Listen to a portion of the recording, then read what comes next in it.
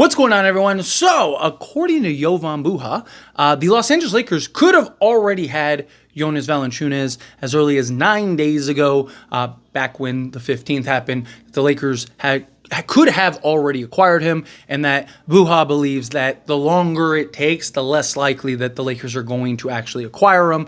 Now, question is, why haven't they gotten that done? Right, that's the first thing that comes to mind. If you could have gotten a center, we need a center. Jonas Valanciunas is probably the most likely. Been linked to Jonas Valanciunas for quite some time, right? Why haven't we got it done?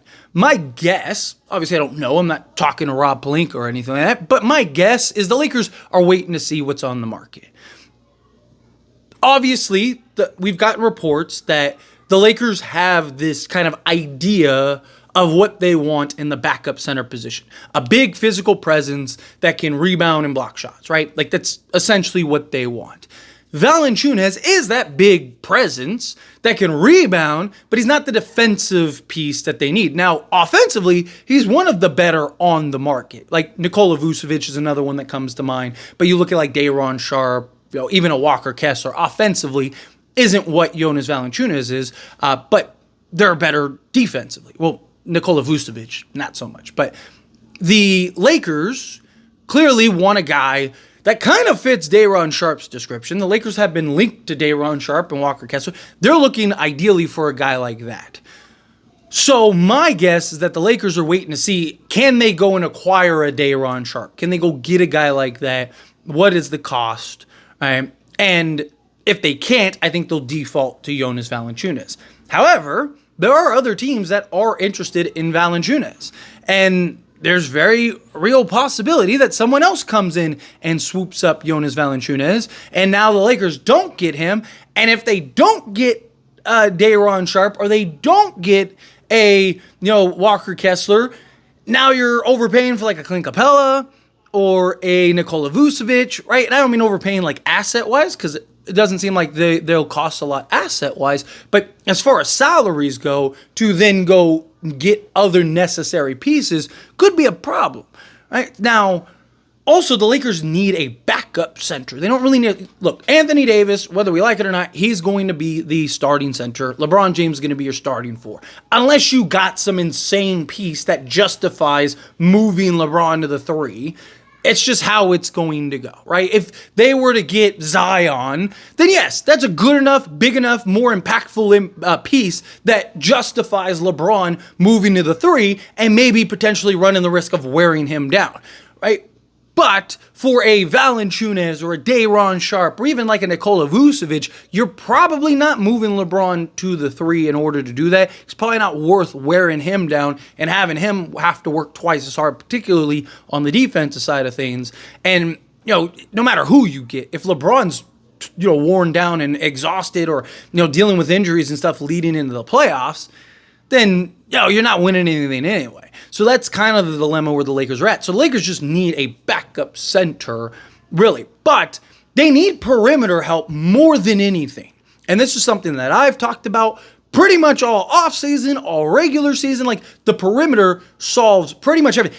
If the Lakers get perimeter help and don't get a backup center, they will be fine.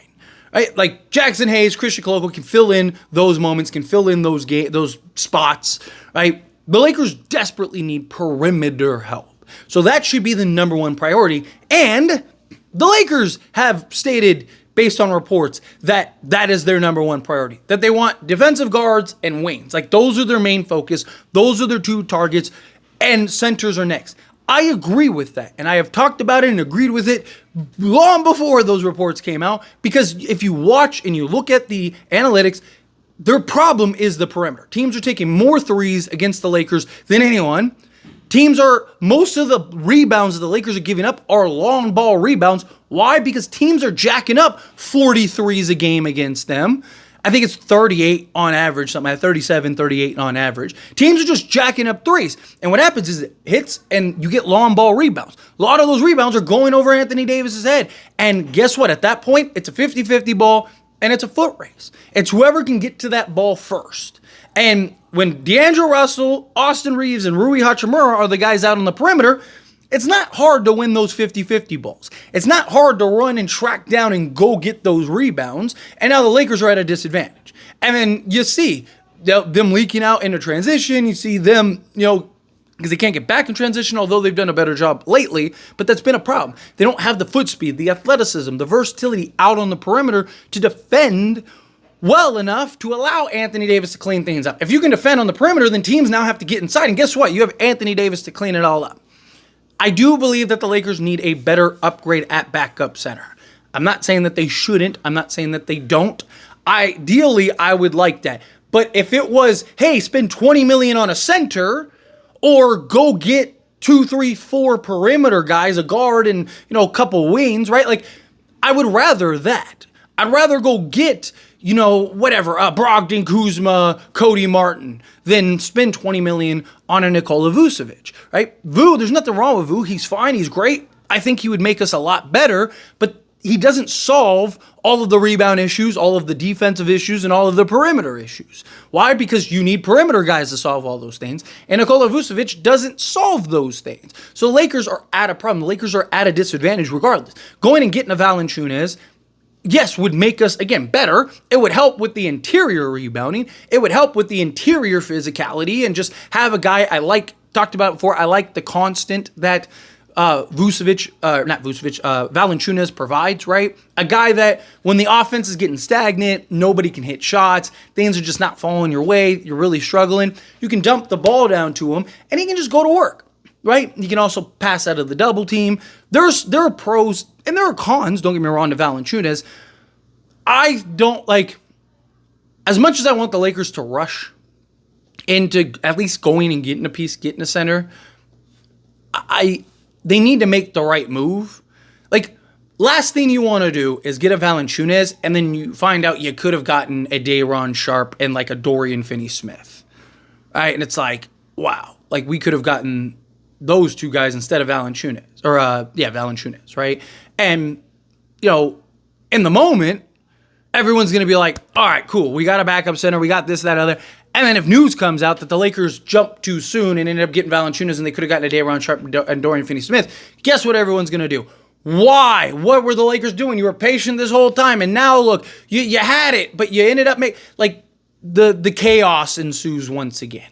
And I do think that the Lakers do need to continue to remain patient, but it is a risk. It is a gamble because, again, if somebody else comes in and swoops up and grabs Valanciunas, there's a real possibility that Valanciunas isn't always there. I've talked about it with a Zach LaVine. Chances are Zach LaVine's probably not going anywhere, right? So you can take your time, you can be patient. Some of these other guys, Brandon Ingram, another example. Chances are Brandon Ingram is probably not going anywhere. He's probably going to be there around the trade deadline, stuff like that. So see what you can get. Explore your options. Don't jump the gun. Take your time. Be patient in trying to acquire this guy or that guy or the other guy, right? Because you can always default to okay, fine, let's just take a chance on a Brandon Ingram. Okay, let's take a chance on a Zach LaVine, something like that. Where somebody like a Valanciunas, though, there is a lot of interest in him because he is cheap enough to where most teams can acquire him. He is skilled enough as a backup center. As your starting center, no, he's not ideal. Right? We saw the Lakers play him off the court twice.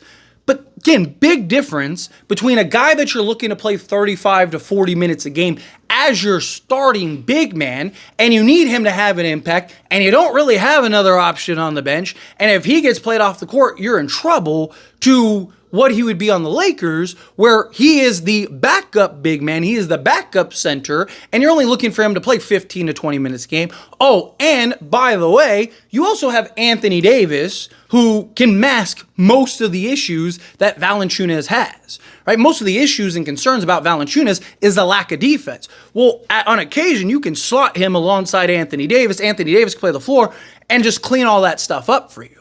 Right, so the Lakers would be fine with Valanciunas in a backup role. Him as your starting center, yes, you're in trouble. You have some issues. So a lot of other teams are looking at it as him in a backup role, him as your backup center, right? Makes some sense. There's some options there, right? It gives you some playmaking, gives you some scoring. Yeah, he can stretch the floor. He's not this great floor stretcher or anything like that, but he can stretch the floor on occasion enough to where you have to respect it at times, right? He can make plays out of the post.